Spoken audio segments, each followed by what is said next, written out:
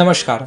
Britain में अपनी शिक्षा के दौरान नेहरू अपने माता पिता को पत्र में लिख के बताते हैं कि वह कैम्ब्रिज से ऑक्सफोर्ड जाना चाहते हैं। ऑक्सफोर्ड जाने की उनकी इच्छा का मुख्य कारण था कैम्ब्रिज में भारतीयों की संख्या का अधिक होना। इसी प्रकार से सन 1922 में भी अपनी अदालती मुकदमे के दौरान नेहरू कहते हैं, 10 साल से भी कम समय पहले मैं इंग्लैंड में लंबे समय तक रहने के बाद वापस लौटा था। मैंने हैरो और कैम्ब्रिज के अधिकांश पूर्वाग्रहों को आत्मसात कर लिया था और मेरी पसंद और नापसंद में शायद मैं था एक भारतीय से ज्यादा अंग्रेज। मैंने दुनिया को लगभग एक अंग्रेज के दृष्टिकोण से देखा।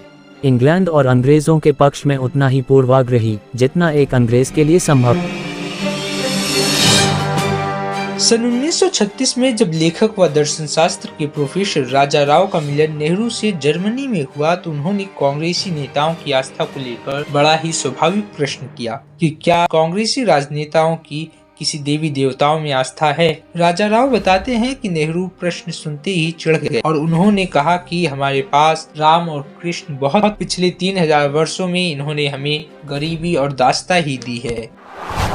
सन 1959 में जब नेहरू को एक प्रधानमंत्री के रूप में वास्तुकला पर आधारित सेमिनार में आमंत्रित किया गया था, तब उन्होंने बताया कि वह दक्षिण भारत की मंदिरों को देखकर उत्पीड़ित अनुभव करते हैं। अपने भावों को प्रकट करते हुए उन्होंने कहा कि मैं उन्हें बर्दाश्त नहीं कर सकता। क्यों?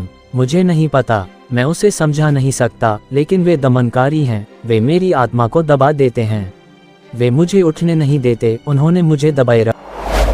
भारतीय मंदिरों के प्रति बोले गए ये शब्द किसी प्रधानमंत्री के नहीं बल्कि महमूद गजनी, औरंगजेब या सेंट जेवियर जैसे विग्रह विध्वंसकों के लग रहे हैं, जो मंदिरों को क्षतिग्रस्त करने से पूर्व या नष्ट करने से पूर्व उनका उपहास करते थे। वास्तव में एक व्यक्ति जो बृहदेश्वर, तंजावुर या राजसी मीनाक्षी जैसी शक्तिशाली व भव्य मंदिरों को देखकर उत्पीड़ित अनुभव करता है और देवी देवताओं के उल्लेख मात्र से भी घृणित है, उसे स्पष्ट रूप से सनातन धर्म के विरोधी के रूप में वर्णित किया जा सकता है। नेहरू अपने मूल परिवेश से इतने पृथक हो गए थे कि उन्होंने अमेरिकी राजदूत जॉन केनेथ गैल्ब्रेथ से कहा कि मैं भारत पर शासन करने वाला अंतिम अंग्रेज हूँ। यदि नेहरू मात्र अंग्रेज होने से भी संतुष्ट होते तो भारत को होने वाली हानि शायद सीमित होती, परंतु राष्ट्र का दुर्भाग्य ये कि उन्होंने भारत की प्रत्येक वस्तु को तुच्छ समझा। जूनागढ़ साम्राज्य के भारत में एकीकृत होने के बाद जब भारतीय विद्या भवन के संस्थापक के.एम. मुंशी जी ने 1026 ईस्वी के बाद इस्लामिक आक्रमणकारियों द्वारा 3 बार ध्वस्त की जा चुकी सोमनाथ मंदिर के जीर्णोद्धार का प्रस्ताव रखा तो नेहरू ने उसका विरोध किया। उनकी दृष्टि में सोमनाथ मंदिर का जीर्णोद्धार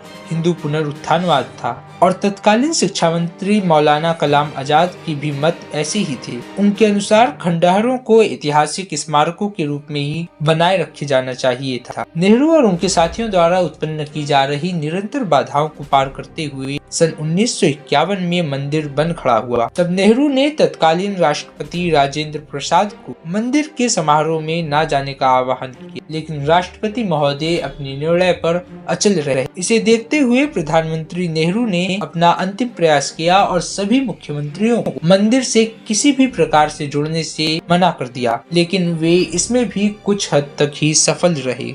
इस विषय पर आज उनके कई समर्थकों का ये तर्क रहता है कि नेहरू भारत को धर्मनिरपेक्ष राष्ट्र बनाना चाहते थे, इसलिए उन्होंने इस प्रकार के निर्णय लिए। इस परिदृश्य में 3 बिंदुओं को समझना आवश्यक है। पहला, स्वतंत्रता के समय भारतीय संविधान की उद्देशिका अर्थात प्रियम्बल में सेक्युलर अथवा धर्मनिरपेक्ष जैसा कोई शब्द नहीं था। इसे 18 दिसंबर सन 1976 को भारतीय संविधान में 42वां संशोधन करके जोड़ा गया था। दूसरा, भारत जैसा एक राष्ट्र जो पिछले 1000 वर्षों से सतत विदेशी आक्रमणों का सामना करते हुए केवल अपनी संस्कृति अथवा धर्म के कारण जीवित है, उसे उसके मूल धर्म से पृथक करना ये अपने आप में हास्यास्पद है। तीसरा, यदि स्वप्न में भी हम इस बात को स्वीकार कर लें कि नेहरू वास्तव में भारत को धर्मनिरपेक्ष राष्ट्र बनाना चाहते थे, तो फिर क्यों उन्होंने अंग्रेजी शासकों द्वारा बनाए गए सन 1932 के पोर्ट हज समिति अधिनियम को न केवल जारी रखा बल्कि सन 1959 में इसका विस्तार भी किया। इसी प्रकार से जहां एक ओर उन्होंने सोमनाथ मंदिर का सार्वजनिक धनों से वित्त पोषण करने का विरोध किया था